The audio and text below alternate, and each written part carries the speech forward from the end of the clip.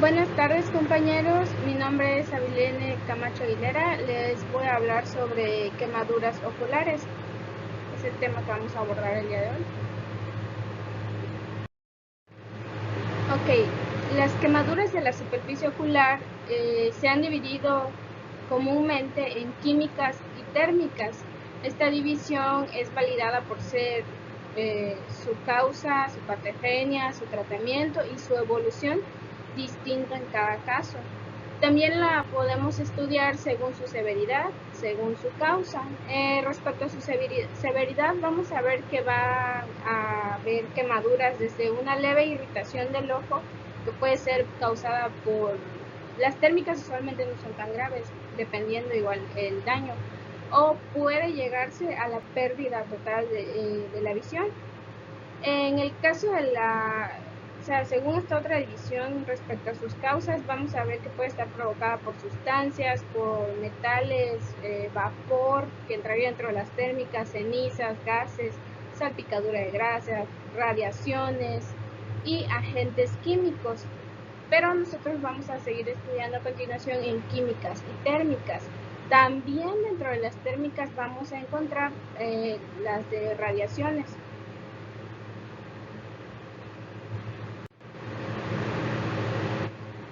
Algo importante que tenemos que ver es que tanto la quemadura térmica como la química se van a presentar como complicaciones secundarias a accidentes familiares, laborales y en algunas ocasiones agresiones intencionadas. Por eso aquí nos menciona que el 3 al 4% de estas quemaduras van a ser de causa laboral, mientras que las quemaduras oculares representan del 7 al 18% de las lesiones en el ojo, porque también vamos a encontrar otras patologías como trauma, sequedad ocular, entre otras. Las quemaduras faciales van a exponer a la lesión ocular de un 15 a un 20%, pues por la ubicación anatómica que vamos a tener. También vamos a encontrar, y vamos a hablar de esto más adelante, que la relación de quemaduras por ácido álcalis es de 1 en cada 4. Entonces vamos a ver que la lesión por álcalis va a ser más común de lo que creemos. Y aquí está lo que les mencionaba hace un momento. La gran mayoría de las quemaduras va a ser química en un 84%, mientras que las quemaduras térmicas van a ser de un 16%. Se nos menciona que las quemaduras químicas van a ser más frecuentes, pues porque usualmente se dan en casa, o al menos en la mayoría. Y al darse en casa, el manejo de estos materiales no van a tener la protección adecuada ni el equipo necesario. O sea, en casa no vas a estar usando un traje, gogles o lo que sea que se utilice para protegernos. Las quemaduras oculares van a consistir en quemaduras que van a abarcar la esclerótica, la conjuntiva, la córnea, los párpados, las cejas y las pestañas, entre otras estructuras también de la cara, que a nosotros nos interesa en el área ocular. Ahora, las quemaduras químicas, en particular las que afectan la córnea, van a ser consideradas una emergencia oftalmológica debido a la importancia de esta estructura. La gravedad de las quemaduras va a estar dada directamente por el pH de la solución. En el caso de los ácidos, cuando el pH es menor de 2.5, puede llegarse a una pérdida total de visión. La duración del contacto, qué tanto tiempo ha estado la solución en contacto con nuestros ojos. Por ejemplo, el caso de los álcalis, la cantidad de la solución, qué tanta solución estuvo en contacto con nuestros ojos, porque entre menor sea la cantidad, pues menor va a ser el daño. Y la solución de penetrabilidad, van a haber sustancias que van a ser hidrosolubles y otras que van a ser liposolubles. Hay algunas que van a tener ambas cualidades, lo que va a permitir que penetren hasta la cámara interior debido a las estructuras que tenemos allí. No todas aceptan, bueno, no todas son hidrosolubles, por ende esto va a ser una barrera, o no todas son liposolubles y esta va a ser otra barrera. Pero ¿qué sucede cuando tienen ambas características? Pues vamos a ver que van a poder penetrar y tocar más estructuras. Ok, ahora hablando de las quemaduras térmicas, estas quemaduras van a ser con frecuencia complicaciones caseras y en ocasiones industriales. La mayoría de los casos van a ser leves y muy rápidos y rara vez van a alcanzar a entrar en contacto con nuestra superficie ocular. Cuando esto sucede, el epitelio corneal se pierde parcial o completamente, pues se va a dar la coagulación proteica. Esto nos va a dar origen a erosiones superficiales y si la quemadura es muy grave, pues vamos a encontrar ulceraciones de tamaño variable. Ya que el contacto con la fuente térmica usualmente es muy rápido, o sea, por reacción, la conjuntiva vulvar rara vez se va a ver implicada en este tipo de quemaduras, pero puede suceder. Las quemaduras se van a dar con material caliente y químicamente inerte, por ejemplo, se nos maneja aquí el cigarrillo, aceite, agua. Los signos que vamos a encontrar comúnmente van a ser hiperemia conjuntival, dolor o ardor ocular, visión borrosa, entre otros. En la mayoría de las lesiones de primer grado, que en su mayoría pues, van a ser en este caso las térmicas, si no son tan graves, pues con compresión y ciclopexía van a desaparecer en un promedio de 24 a 48 horas. También se va a recomendar el uso de antibiótico local de manera profiláctica para evitar cualquier infección. Dentro de las quemaduras térmicas también vamos a encontrar a las quemaduras por exposición a radiación UV. Dentro de ellas, dos son las más frecuentes: la exposición prolongada al sol en la nieve o bajo lámparas de rayo ultravioleta, para las que se usan para broncearse, y las quemaduras que suceden por exposición inadvertida cuando se está soldando con plomo. En el caso de estas por soldaduras son las del área laboral y de hecho son las más frecuentes. ¿Por qué? Porque usualmente el trabajador no usa correctamente la careta como se debe o a veces ni siquiera las usan o solo se la ponen así encimita. No tiene que ser. Si ya se determinó que se tiene que usar es por algún motivo. Vamos a ver que en el caso de la exposición a los rayos UV, en el caso de la nieve, se van a encontrar la fotoqueratitis o ceguera del esquiador. También vamos a encontrar la pincuela, el pterygium y la catarata. Y estas van a estar divididas igual dependiendo del tiempo en el que se ha expuesto la persona. Por ejemplo, a corto plazo vamos a encontrar la fotoqueratitis y se va a empezar a desarrollar la pincuela. Posteriormente, en un mediano plazo vamos a encontrar la que ya mencioné y el pterygium. Y a largo plazo, pues vamos a encontrar las cataratas, que se van a resolver ciertamente con cirugía, pero es mejor evitar el daño. Este daño va a ser acumulativo y puede llegar a ser permanente.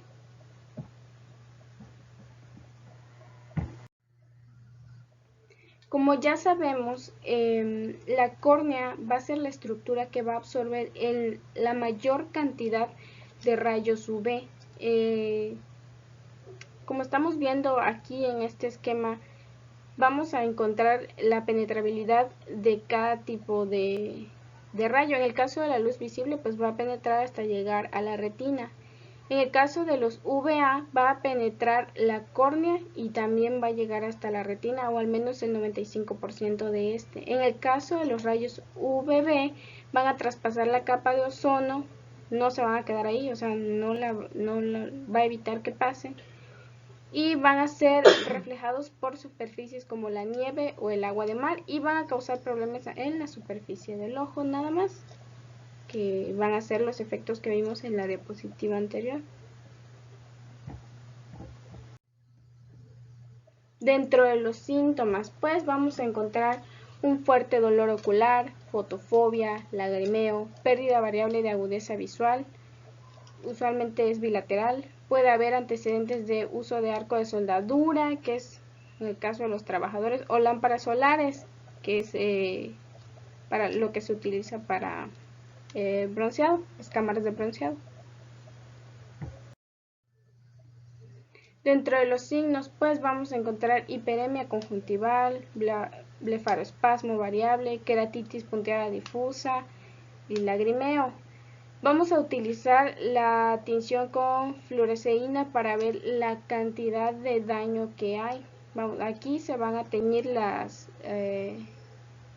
parte lesionada en el ojo. Con esta vamos a poder ver qué tanto daño tiene. Ok, el manejo que vamos a llevar en este tipo de quemaduras pues va a ser la aplicación de un anestésico. El anestésico pues va a ser para el manejo del dolor. También un ciclopégico, en este caso el ciclopentalato. El ciclopégico se va a dar para, además del anestésico, igual el ciclopégico va a servir para disminuir el dolor, precisamente porque va a estar evitando los ciertos reflejos. El ciclopégico de igual manera nos va a ayudar a evitar sinequias. Las sinequias pues van a ser una afección del ojo en la que el iris presenta adherencia o bien a la córnea, que se le va a llamar sinequia anterior, o al cristalino, al que le vamos a estar denominando sinequia posterior. Entonces vamos a ver que sí puede haber un daño ahí un poco más fuerte. En el caso del anestésico que vamos a estar aplicando, que aquí se maneja proparacaína, la oclusión del ojo para evitar que salgan nuestros medicamentos y para evitar la movilidad y el dolor, y un ungüento antibiótico por 24 horas. Sabemos que el antibiótico pues va a ser más que nada profiláctico. Ok, ahora una vez que se haya retirado el parche, que va a ser nuestra oclusión ocular, antibiótico en gotas, vamos a estar administrando tobramicina o cloranfenicol 4 veces al día por 5 días, y las lágrimas artificiales de 4 a 5 veces al día. Usualmente se recomienda, o de hace unos, estuve leyendo que anteriormente se estaban utilizando las gotas artificiales con conservador, y nos decía que esto en lugar de ayudar pues estaba repercutiendo, porque usualmente los pacientes referían cuerpo extraño en el ojo, irritación, dolor, aparte que incrementaba la sequedad del ojo, disminuía la película lagrimal. Entonces vamos a utilizar aquí lágrimas artificiales sin conservador, porque evita pues lo que ya les dije. Lo vamos a utilizar sin conservador precisamente porque nuestro paciente ya va a estar adolorido con la quemadura que va a estar padeciendo, como para que aparte le demos unas lágrimas artificiales con conservador, pues mejor no.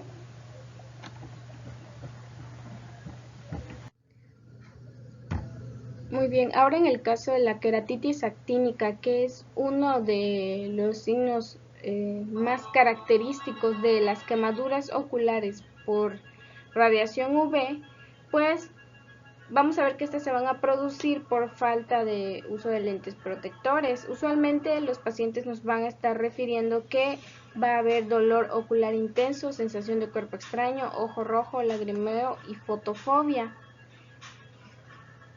Las personas también nos van a comentar que o estuvieron soldando o estuvieron esquiando, como se nos menciona en un principio, y el tratamiento que se va a estar utilizando va a ser similar al de abrasión corneal, que nos dice que es ungüento con cloranfenicol al 1% 4 veces por día durante 2 días, y luego 2 veces por día durante 5 días. Obviamente va a estar contraindicado en el embarazo. Y la oclusión ocular, como ya se había mencionado anteriormente. Analgésicos orales, vamos a encontrar el paracetamol y el ibuprofeno, de acuerdo a las edades que se nos mencionan. Y nos dice que el seguimiento debe ser realizado por el oftalmólogo a las 24 horas. Esto es muy importante. En este caso, pues vamos a ser nosotros los que vamos a estar tratando, ¿verdad? Ok, en las quemaduras químicas, este tipo de quemaduras se va a distinguir de las térmicas por el daño ocular, que va a ser de moderado a intenso, y se va a producir en los tejidos con los que la sustancia entra en contacto. Por la tendencia de algunos de estos químicos a causar complicaciones tardías, por su gravedad pueden llegar a ser discapacitantes. Los ácidos y álcalis van a ser débiles y fuertes en algunos casos. Estos se van a emplear con frecuencia en la industria y en preparaciones caseras de limpieza para baños y cocinas. Por eso va a ser muy común que haya accidentes de este tipo y va a ser una de las urgencias más comunes.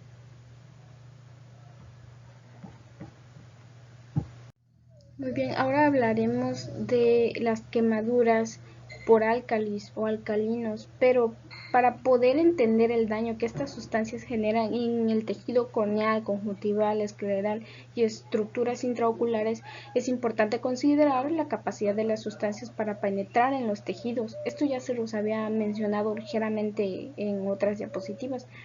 En condiciones normales, el epitelio y el endotelio de nuestra córnea van a constituir barreras o sustancias hidrosolubles. Estas van a ser polares, mientras que en el caso del estroma corneal, esta va a ser una barrera en la penetración de sustancias liposolubles, lo que la convertiría en no polar. De esta manera, para que una sustancia determinada pueda introducirse en los tejidos, pues va a requerir ser bisoluble, o sea, liposoluble e hidrosoluble. Y aquí es donde va a entrar la importancia y la diferencia entre los alcalinos y los ácidos. De esta manera, pues vamos a ver que una sustancia o si es un medicamento el que estamos utilizando, que sea altamente liposoluble, al ser aplicado en la córnea, pues va a penetrar con rapidez a través del epitelio y pues posteriormente va a alcanzar el estroma. Pero si este no tiene un alto grado de hidrosolubilidad, pues no podrá penetrar el espesor del estroma corneal, va a alcanzar niveles terapéuticos en la cámara anterior. Estas cualidades pues se pueden utilizar para la farmacología, porque aquí vamos a ver qué tipos de colirios y ungüentos y de su cantidad y de su composición son los que vamos a estar utilizando. Ahora, hablando de los álcalis específicamente, estos van a reaccionar con los lípidos celulares. Van a formar complejos hidrosolubles que van a penetrar con gran rapidez el estroma corneal, que va a ser una de nuestras barreras. Y no solo eso, sino el escleral y tejidos profundos también van a alcalinizar todo el medio ocular y van a destruir pues las barreras celulares. Por eso vamos a ver que sus efectos dañinos no se van a limitar simplemente al contacto de la sustancia o a superficial como va a suceder en el caso de los ácidos, sino que el daño va a ser inmediato, mediato y tardío. O sea, vamos a ver que las quemaduras químicas por alcalinos va a ser mucho más grave que un ácido. Por eso es que el tratamiento y el manejo de una quemadura por alcalino y de ácido pues va a ser diferente. Vamos a encontrar que los álcalis más comunes que mencionaba al principio de las quemaduras químicas, dentro de los que vamos a encontrar van a ser el amonio, el potasio, el hidróxido de sodio, hidróxido de calcio, hidróxido de magnesio. Estos más comúnmente los podemos encontrar como cloro, cemento, cal y pues el amoníaco. ¿Dónde encontramos el cloro? Pues las amas de casa, no solo eso, sino toda persona que pues vaya a hacer limpieza, cuando lavamos trastes, cuando lavamos ropa, cuando lavamos el baño, el cemento, construcción de casas. Igual puede verse en el área industrial respecto a la construcción, la cal. Pues para nuestra región es muy común la cal porque es con lo que lavan, por ejemplo, con lo que hacen maíz, tortilla, perdón, no con lo que hacen maíz, sino con lo que hacen pozol, tortilla, entre otros derivados del maíz, que es con el que lo lavan. Pues el amoníaco, entonces vemos que son cosas muy comunes que tenemos muy a la mano y que pueden llegar a ser muy dañinas. Se nos mencionan que los tejidos dañados van a estimular una respuesta inflamatoria, que daña el tejido aún más por la liberación de enzimas proteolíticas. Esto se denomina necrosis por licuefacción. Imagínense el grado de daño que va a estar sucediendo. Las sustancias alcalinas pueden pasar a la cámara anterior, rápidamente de unos 5 a 15 minutos. Entonces, como ya les mencionaba, va a ser muy rápido su progreso. También nos dice y se menciona que el daño va a ser el daño irreversible se produce por un pH superior a 11.5. En el caso de los ácidos, ya habíamos mencionado en diapositivas anteriores que debe ser menor a 2.5. Entonces, aquí vemos nuestros límites. Las quemaduras por ácidos. Estas van a formar una barrera de tejido necrótico precipitado que tiende a limitar la penetración y daño a ulteriores. Vamos a ver que el comportamiento de las quemaduras por ácido va a ser muy diferente a las quemaduras por álcalis. Los ácidos débiles y fuertes, al entrar en contacto con el epitelio corneal y conjuntival, pues van a reaccionar con las proteínas celulares, las van a destruir, y al unirse con ellas van a formar cuerpos insolubles que penetran en forma importante en el estroma corneal. Por lo general, el daño por efecto de los ácidos se limita a simplemente las capas superficiales. Aquí es donde vamos a ver la mayoría de su efecto. En la mayoría de los casos el efecto es inmediato al contacto y no va a ser progresivo. Por eso esa era una de las características, el tiempo de contacto y la cantidad de solución con la que se estuvo en contacto. Es por esto que vamos a ver que a mayor contacto, mayor daño. En el caso de los ácidos, que es la diferencia muy clara y muy marcada con los álcalis, vamos a ver que se va a causar una coagulación, como ya les estaba mencionando, con las proteínas del epitelio de la córnea, y aquí se va a formar la capa que va a limitar la penetración del ácido. Es como una reacción en cadena. En cuanto el ácido entra en contacto con la córnea, se va a producir esta capa que va a evitar que éste siga penetrando más allá. Los ejemplos de ácido más comunes que vamos a tener van a ser el ácido sulfúrico, el clorhídrico, el nítrico, el acético, el crómico y el fluorhídrico. Uno de los accidentes más comunes y algo por lo que mayormente llegan los pacientes es por el estallamiento de baterías de carros. Al examen físico se nos va a revelar o vamos a poder observar en nuestro paciente un lagrimeo, inyección conjuntival, defectos corneales en algunos casos, opacidad corneal, uveitis, glaucoma cuando lo busquemos, perforación del globo en el peor de los casos. Y en la imagen que está aquí arribita, pues se puede ver la diferencia entre una quemadura por álcali y una quemadura por ácido. Como vemos en el caso del álcali, se va a ver una opacidad estromal. ¿Y qué había mencionado? Pues que está viendo ahí una licuefacción, lo que significa que nuestras estructuras oculares no, no son en la mayoría de los casos rescatables. ¿Qué es la diferencia del ácido? Aquí podemos ver que nos dice que es una quemadura por ácido al explotar la batería de un carro, y vamos a ver el defecto epitelial del 100% presente, pero todavía con un tratamiento adecuado, nuestro paciente puede en la mayoría de los casos tener su capacidad visual completa o un 75%. Como mencionábamos anteriormente, en las primeras horas la quemadura por el ácido va a estar delimitada y va a mostrar necrosis en el área afectada, y los bordes van a estar más o menos bien definidos, no siempre. Para eso es que usamos la fluoresceína, pues para determinar el tamaño de la lesión. El epitelio está ausente en la lesión, el estroma va a estar edematizado pues, en un grado variable, dependiendo el tiempo, la cantidad y la solución a la que fuimos expuestos, como ya habíamos mencionado anteriormente. Igual la conjuntiva pues la vamos a encontrar quemótica. La piel de los párpados en regiones circunvecinas pues puede hallarse necrótica y edematizada, precisamente porque ha sido expuesta a una sustancia corrosiva. La neovascularización corneal tiende a ser de poca importancia, pero no significa que no lo vayamos a tomar en cuenta, porque esta nos va a ayudar a determinar si esta lesión es muy grave. Si encontramos una neovascularización, es probable que con un tratamiento adecuado podamos recuperar nuestra estructura, pero si la vemos completamente opaca, como en el caso de los álcali, pues ahí ya es otra situación. La reacción inflamatoria pues va a ser de grado variable, como ya habíamos mencionado, de acuerdo a la cantidad y al tiempo de exposición a esta sustancia. Ahora es necesario realizar la prueba de pH.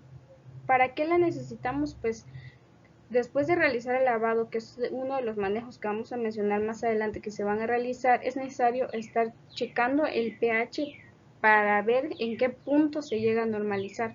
Cuando esto suceda, vamos a proceder con el tratamiento, que como ya les dije vamos a hablar más adelante. Si esto no sucede, tenemos que seguir haciendo un lavado continuamente. También tenemos que realizar la prueba de Schimmer para ver la calidad de nuestra película lagrimal y nuestra cantidad de lágrimas. Y la fluoresceína, pues esta va a teñir los defectos que van a estar en la córnea, úlceras. Y el rosa de Bengala, pues va a teñir células desvitalizadas, tejido muerto. Ok, hablando del manejo o del tratamiento que vamos a llevar, pues se debe el primer tratamiento o lo primero que tenemos que hacer es lavar abundantemente. Se nos recomienda que esto es muy importante. Tiene que ser un ambiente con poca iluminación y de preferencia que sea con agua o con solución salina durante 20 a 30 minutos. Tratar de evitar completamente lavar con alguna clase de químico, o sea, de preferencia que sea agua o solución salina, mejor. Se nos dice que debido a la capacidad de penetración de los álcalis hay que prolongar el tiempo de lavado. Como ya habíamos mencionado anteriormente, el daño que provocan los álcalis es progresivo y continuo. Entonces, se debe retraer los párpados para que el fondo del saco conjuntival se lave bien y poderlo llevar a un pH neutro, por lo que hay que estar valorando también el pH continuamente, como lo habíamos dicho en diapositivas anteriores. Después tenemos que administrar un anestésico local. ¿Para qué? Pues para el dolor. El paciente va a tener mucho dolor y esto también nos va a ayudar a que se nos facilite la técnica de lavado. Ahora, se nos menciona que el ideal es la solución de propacaraína, que ya les había dicho, de 1 a 2 gotas. Si no lo tenemos, vamos a utilizar lidocaína al 2%.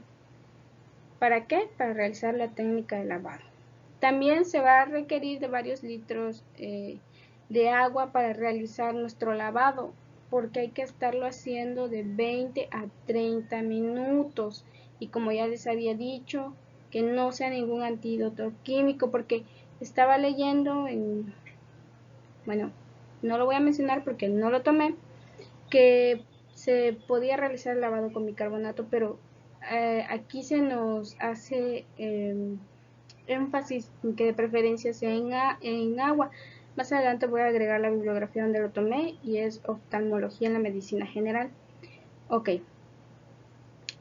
También tras finalizar el lavado debe controlarse el pH de la conjuntiva cada 30 minutos en las 2 horas siguientes mediante el uso de papel tornasol para confirmar la conservación de un pH neutro, y en el caso contrario se va a continuar el lavado. Ya esto se los había dicho, y hay que continuar el lavado hasta que lleguemos a nuestro pH adecuado. Una vez que lo hayamos estabilizado, debemos ocluir con apósitos estériles. ¿Para qué? Pues vamos a ocluir para mantener lubricada la superficie ocular, bañada por la película lagrimal, o si vamos a agregar lágrimas artificiales, pues por estas. Así que vamos a cubrir la membrana basal y las células limbares pluripotenciales, y se va a reducir el tiempo de formación de un nuevo epitelio. Para esto es que ocluimos. En el caso de las lágrimas artificiales, pues vamos a ver que en su mayoría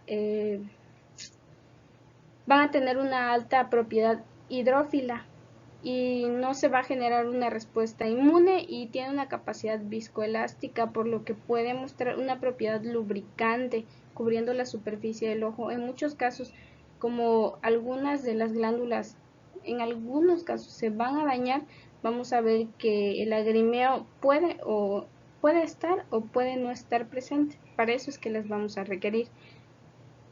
Hablando de estas mismas, hay una controversia si usarlas o no, porque como son derivados de la sangre, tienden a crear una invasión microbiana. Entonces hay que tener mucho cuidado con el manejo y también ver si vamos a utilizar con conservadores o sin conservadores, que como ya les mencionaba en diapositivas anteriores, se vienen utilizando más los que no tienen conservadores, porque evitan los efectos secundarios. Ok, tras finalizar el lavado vamos a controlar el pH, ya lo dijimos. Ok.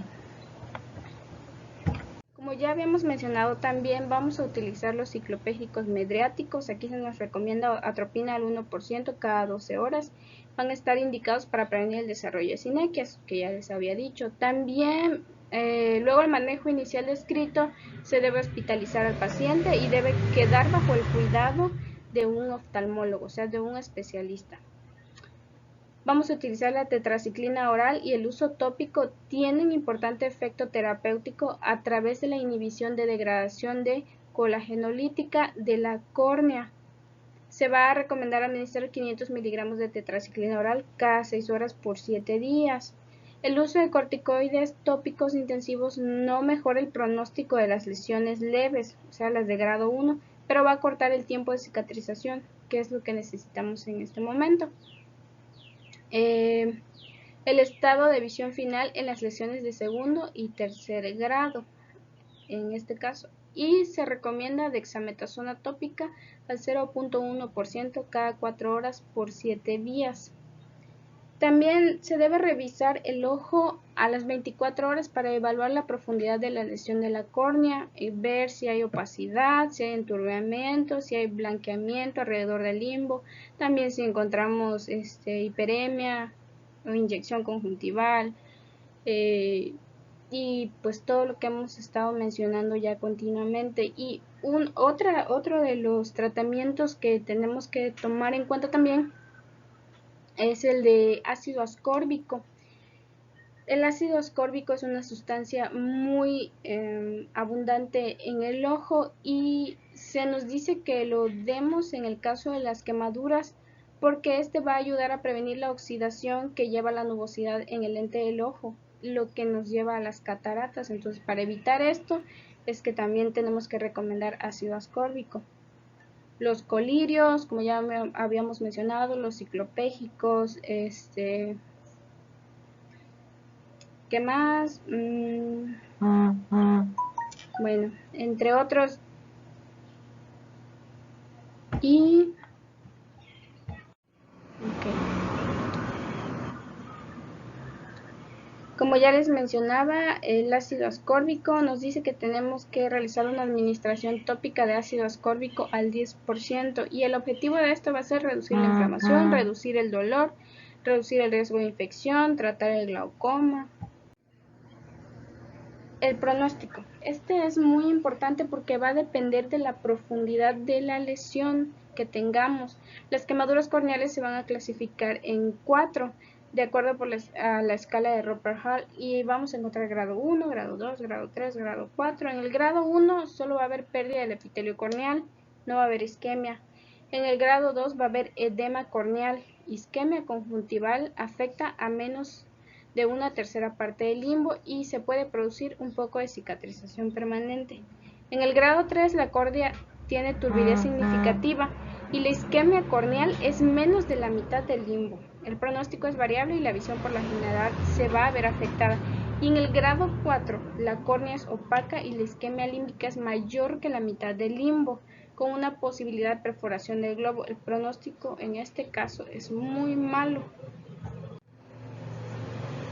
Las complicaciones que vamos a encontrar a largo plazo, como ya lo había dicho anteriormente, va a ser el glaucoma de ángulo cerrado.